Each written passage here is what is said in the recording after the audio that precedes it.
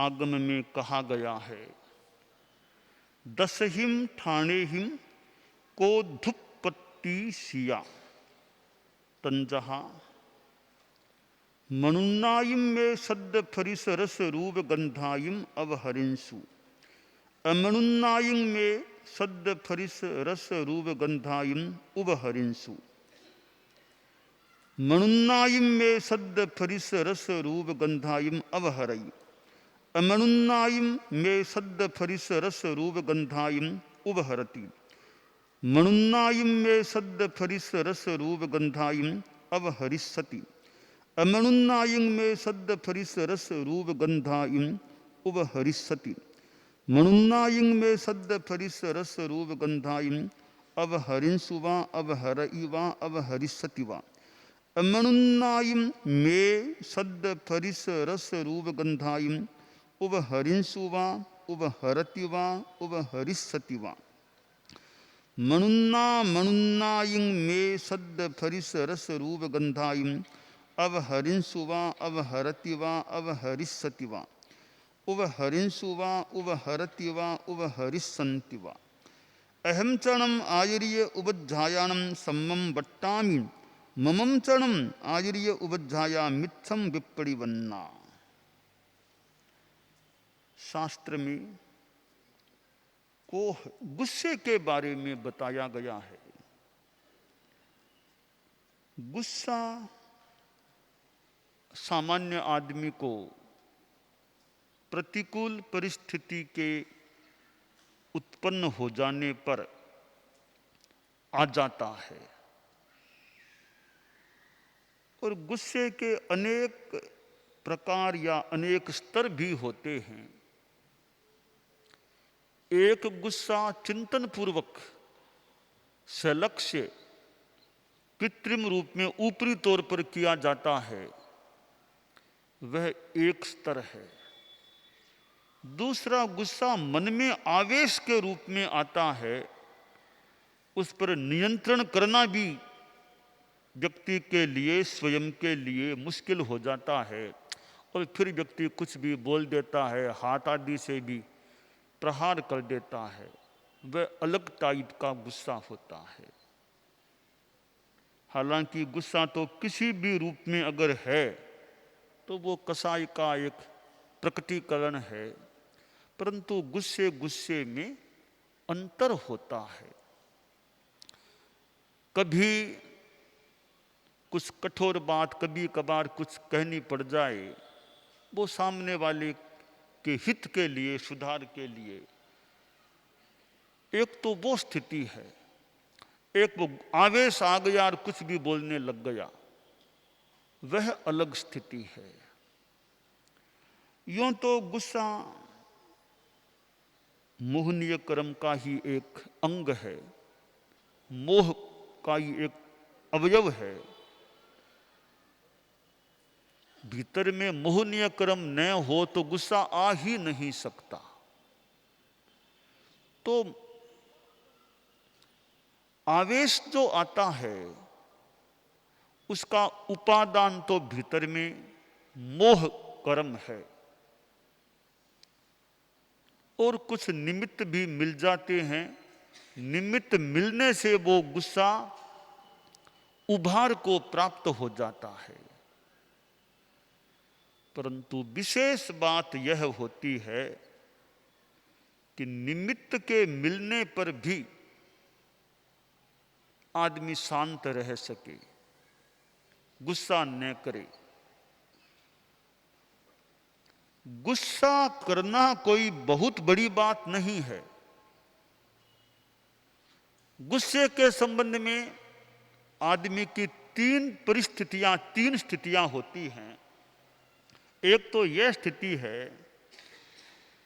कि आदमी इतना कमजोर है कि कुछ बोल भी नहीं सकता। अब सामने वाला इतना प्रभावशाली आदमी है, वो हालांकि ऐसी वैसी बात कह रहा है या कड़ी बात कह रहा है, इधर वाला व्यक्ति इतना दबा हुआ, इतना कमजोर है कि वो वापिस मन में तो है आक्रोश, पर बोल नहीं सकता, क्योंकि सामने वाला इतना प्रभावी व्यक्ति है कि बोलने से बड़ा नुकसान हो सकता है। तो गुस्सा आने पर भी मजबूरी में जो बोल नहीं सकता है, वह एक विवशता में नहीं बोलने की स्थिति है। यह एक स्थिति है। दूसरी स्थिति है कि सामने वाला कुछ कहता है तो बोलने की स्थिति है, क्षमता है, डर नहीं है, वो सामने वाले को 2 की 4 सुना देता है, सुना वास्तव में बोल के सुना भी देता है। उसने किया तो मैं भी वापस उसको सुनाऊंगा अब। तो यह एक दूसरी स्थिति है। तीसरी स्थिति यह है कि सामने वाला कुछ अंट संट बोल रहा है, मेरे में वापस जवाब देने की मान लो क्षमता भी है, वापस प्रतिकार भी कर सकता हूं, इधर वाला आदमी, फिर भी मेरा धर्म है सहन करना। यह मानकर जो सहन करता है वापस कुछ नहीं बोलता, शांति में बैठा है तो चेहरे पर थोड़ी पवित्र मुस्कान है और कोई आक्रोश की रेखा भी नहीं है। यह एक तीसरी स्थिति है आदमी की। सबसे उत्तम यह स्थिति है कि क्षमता होने पर भी वापस गुस्सा नहीं करना, 2 की 4 सुनाने की क्षमता होने पर भी नहीं वापस कुछ कहना, यह बहादुरी है। जो कहा गया है क्षमा वीरस्य भूषणम, वो यह स्थिति है कि बोलने की क्षमता है, पावर है, ताकत है, फिर भी अपना धर्म है समता, अहिंसा, क्षमा, यह मानकर जो वापस नहीं बोलता, शांति रखता है, उसके लिए यह सूक्त एप्रोप्रिएट ठीक बैठता है। क्षमा वीरस्य भूषणम, वीर आदमी का भूषण है क्षमा। यह उत्तम बात है।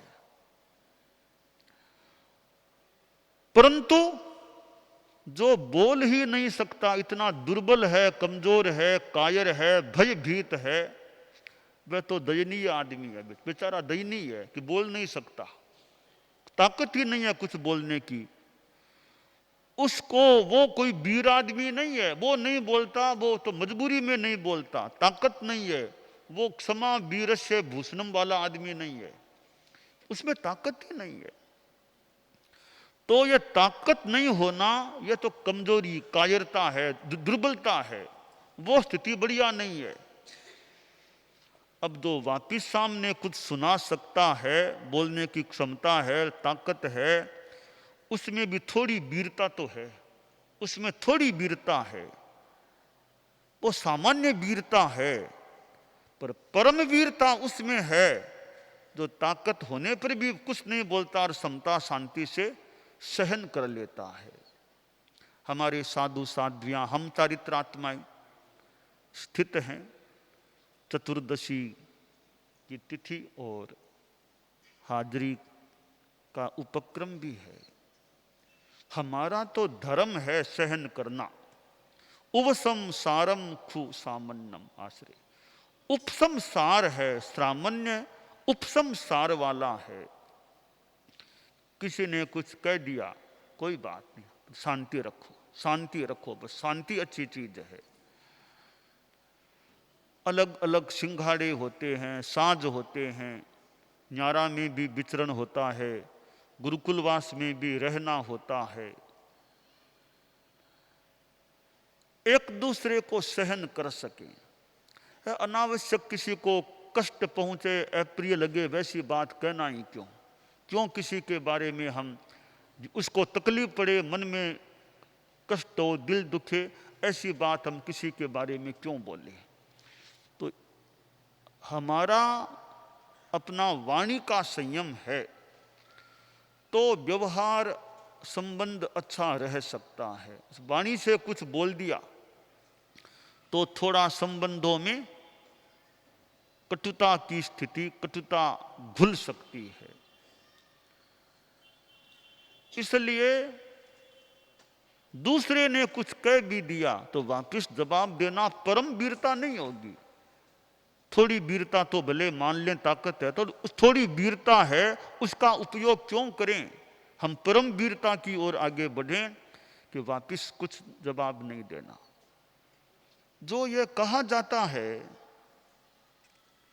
कि ईंट का जवाब पत्थर से, ईंट का जवाब पत्थर से देना, यह बात साधु संस्था के लिए काम की नहीं है, हमारे व्यवहार में, परस्पर व्यवहार में काम की नहीं है कि ईंट का जवाब पत्थर से दो, टिट फॉर टैट, जैसे को तैसा कर दो। यह हमारी साधुओं के पारस्परिक व्यवहार में यह इतना बढ़िया कोई आदर्श वाक्य नहीं है, टिट फॉर टैट और ईंट का जवाब पत्थर से। हाँ, यह वाक्य तो ये जो समाज के राष्ट्र की बात है ना, वो लोग भले उनका अपना चिंतन कि भी कोई दूसरा शत्रु कोई ऐसा कर देगा तो हम टिट फॉर टैट या ईंट का जवाब पत्थर से, वो उनके लिए उनका अपना चिंतन है, वो साधु लोग नहीं, हम तो साधु लोग है ना। तो हमारे लिए ईंट का जवाब पत्थर से और टिट फॉर टैट ये उत्तम आदर्श हमारे लिए नहीं है। हमारे लिए आदर्श क्या है कि ईंट का जवाब फूलों से, ईंट का जवाब फूलों से दो। उसने कुछ कड़ा कह दिया है, ईंट जैसा प्रहार कर दिया वाणी से, तो हम वापिस पत्थर तो फेंके ही नहीं, वापिस ईंट भी नहीं फेंके, वापिस फूल फेंके। ये प्रतीकात्मक बात है। वो हमारे फूल शब्दों के ही फूल होंगे, हमारे भावों के फूल होंगे। तो ठीक है, फरमा दिया, कह दिया, इसने कह दिया, कोई बात नहीं। ऐसा नहीं कि बात को गांठ दे के बांध लिया और 10 दिन बाद फिर मैं यह बात उठाऊंगा करूंगा। अनावश्यक, वो कहते हैं ना, गड़े मुर्दे उखाड़ने नहीं चाहिए, खोदने नहीं चाहिए। फालतू नहीं, काम की चीज है तो खोदना, फालतू नहीं खोदना चाहिए। फालतू चीज खोदने में लाभ नहीं, काम की चीज भले खोदें। दो वो मित्र घूमने गए थे धोरों में, सुबह सुबह धोरों में घूमने गए थे। तो गए तो एक थोड़ी सी रस्सी दिखाई दी, धोरों में आगे थोड़ी सी रस्सी दिखाई दी। तो एक मित्र बोला, अरे देखें ये रस्सी के अंदर क्या है, थोड़ा खोदें अंदर क्या है, देखें क्या है। दूसरा बोला, अरे फालतू क्यों खोदते हो, अपना क्या, अपने घूमना, इधर चलते हैं घूमते हैं, हम क्यों खोदें और क्यों नहीं, हमें हमारा मतलब क्या, रस्सी है तो पड़ी है, हम क्यों खोदें, हमारा क्या मतलब। नहीं देखिए अंदर क्या है, देखिए अंदर क्या है। कभी फालतू मत कर, नहीं मैं देखूं क्या अंदर, देखता हूँ क्या है। नहीं, अब वो रस्सी को खींचना शुरू किया, मिट्टी को कुछ हटाया, खोते खोते खोते खोते एक मरा हुआ कुत्ता अंदर पड़ा था, मरा हुआ कुत्ता पड़ा था। तो फालतू क्यों खोदा इसका। तो ये बीती कलह की बातों को उखेड़ना मरे हुए कुत्ते को प्राप्त करना सा हो सकता है। इसलिए उपशांत कलह की उदीरना, फालतू कोई काम की कोई बात हो, कोई न्याय फैसला करना, तब तो सोचे भी पुरानी क्या बात थी, मैं बताओ जानकर, वो तो एक करनी पड़े। अनावश्यक व्यवहार में उपशांत कलह की उदीरना हो, वैसी फालतू बातें कर करके कलह की उदीरना नहीं करनी चाहिए। तो ईंट का जवाब पत्थर से, यह साधु जीवन का आदर्श वाक्य नहीं है। साधु जीवन का आदर्श वाक्य हो तो ईंट का जवाब सुमनों से, फूलों से दे। वो हमारे शब्द रूपी व्यवहार, अक्षत व्यवहार रूपी फूल, उनसे हम जवाब दें कि उसने ऐसा कह दिया, वापिस मैं भी ऐसा बोलूंगा, कोई खास बात नहीं है। जैसे यह तो एक बात है, व्यवहार में भी हम देखें ना, व्यवहार में भी जैसे कभी मान लो कोई कार्यक्रम, अन्य संप्रदाय के साथ भी कार्यक्रम है, अन्य संप्रदाय के भी मान लो साधु और आए हैं मान लो, तो अब इस बात को लेकर वहां मंच पर नहीं कि कौन कहाँ बैठेगा, इसको लेकर मंच पर कोई बहस यथासंभव नहीं करनी चाहिए कि हम यहाँ बैठेंगे तुम यहाँ बैठोगे। अब कहीं बैठ जाओ, या तो कार्यक्रम के आयोजक हैं वो जैसी व्यवस्था दें वैसे बैठ गए, बाकी मैं यहाँ बैठूं, मैं बीच में बैठूं, ये छोटी बातें हैं, कहीं बैठ जाओ, अरे मैं कहाँ बैठा उसका थोड़ा महत्व है, तुम कहाँ बैठे थोड़ा महत्व है, तुम भाषण कैसा दोगे उसका विशेष महत्व है। प्रोग्राम मान लो हो रहा है अनेक संप्रदायों का, तो तुम इधर बैठा कि उधर बैठा कि बीच में बैठा, ये छोटी बात, कम महत्व की बात है। ज्यादा महत्व की बात है कि तुम उस कार्यक्रम में भाषण कितना ज्ञानपूर्ण देते हो, बात कितनी बढ़िया बताते हो, यह खास बात है। और कहीं बैठ, जहाँ व्यवस्था मिली बैठने की वहाँ बैठ गए, न व्यवस्था नहीं है तो भाई दूसरे हैं, तो हम तो, हमें कोई नहीं चाहिए कि हम कोई मुखिया रूप में दिखाई दें कि यहाँ बैठे, जहाँ उचित स्थान है कहीं बैठ गए, भले दूसरे बैठो ना अच्छी जगह, हमें कोई दिक्कत नहीं है। ये उदारता होनी चाहिए चिंतन में, हमारे व्यवहार में उदारता, कि भाई हम अच्छा सद्भावपूर्ण व्यवहार करें। आप बैठो कोई दिक्कत नहीं, हम यहाँ बैठ जाते हैं, कोई दिक्कत नहीं, अपने शांति से प्रेम सौहार्द से बैठे, अच्छी बात कहीं जनता को, अच्छा भाषण दें। तो मैं कहाँ बैठा हूँ, इधर बैठा हूँ उधर बैठा हूँ, यह थोड़ी कम महत्व की बात है। ज्यादा महत्व की बात है कि हम प्रवचन भाषण में कितनी बढ़िया बात, उपयोगी बात, विद्वत्तापूर्ण बात बता सकते हैं, वो अधिक महत्वपूर्ण है। तो हमारा व्यवहार इतना उदारतापूर्ण हो,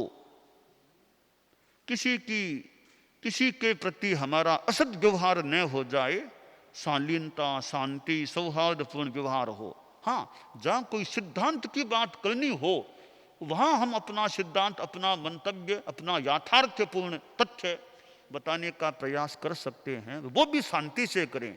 शास्त्रार्थ करना हो ना, किसी से चर्चा करनी हो सिद्धांतों के बारे में, मान्यताओं के बारे में, तो उधर सामले उधर हम मान लो, तो शास्त्रार्थ में गुस्सा नहीं करना चाहिए।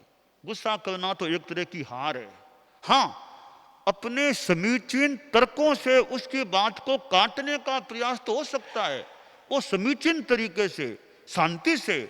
गुस्से में आ गए तो फिर तो मजा खत्म है चर्चा का। गुस्सा नहीं, बात कहो, वो मुस्कुराते कहो, शांति से कहो, सौहार्द से कहो, उसका महत्व है। तो शास्त्रार्थ करना पड़े कभी किसी रूप में, तत्व ज्ञान आदि आदि की अन्य संप्रदाय के साधुओं से भी, तो गुस्सा नहीं, शांति से करो। और अपना आधार भी, यह आगम का आधार, यह आधार यूं रखा जा सकता है, गुस्सा नहीं करना चाहिए। लगभग मेरा तो यह मानना है, लगभग गुस्सा किसी भी स्थिति में काम का नहीं है। गुस्सा कहीं भी काम का नहीं है, कहीं भी गुस्सा काम का नहीं है कि अमुक जगह तो गुस्सा करें। लगभग शब्द लगा देता हूं, गुस्सा कहीं काम का नहीं है। सब जगह शांति, सौहार्द, उदारता, ये बहुत अच्छे प्राय अच्छे निष्पत्तिदायक बन सकते हैं। कोई कह दे कि भी कोई मुखिया आदमी है, सिंगाड़े का अगवानी है, उसको थोड़ा गुस्सा करना चाहिए कि साथ वाले संतों को थोड़ा ठीक रखने के लिए उसको थोड़ा गुस्सा करना चाहिए था। हमारे अगवानी संत कई बैठे हैं, हमारे कितने अगवानी संत बैठे हैं, गुस्सा तो कितने होंगे करने वाले इनमें से। हमारी इतनी साधवियां बैठी है कि भी अगवानी को थोड़ा गुस्सा करना चाहिए सहवर्तियों पर, ताकि वो थोड़ा कंट्रोल में रह सके। तो पता नहीं संतों का क्या विचार है कि अगवानी को थोड़ा गुस्सा करके दिखाना चाहिए, थोड़ा डांटना चाहिए, थोड़ा लाल आंख दिखानी चाहिए साथ वालों को। तो यह इस बारे में अपना अपना चिंतन हो सकता है। लगभग मोटा मोटी रूप में मुझे तो यह लगता है गुस्सा लगभग कहीं पर भी काम का नहीं है। बस शांति से बात करने की, बात भले कह दो, बात भले कड़ी भी कह दो, बात भले बड़ी भी कह दो, तो रखो मन में शांति, तो वो उसका अच्छा परिणाम। कम से कम आत्मा के कर्म तो न बंधे ना, मौन कर्म या कसाय का वो लेप तो न हो, कर्म बंधन न हो। इसलिए यह शास्त्रकार ने 10 कारण बताए हैं, ये विभिन्न बातें बताई हैं। तो सारांश है, इसकी प्रेरणा हम यह इससे ले सकते हैं कि गुस्सा नहीं करें और अपनी शांति, समता भाव में रहने का प्रयास करें।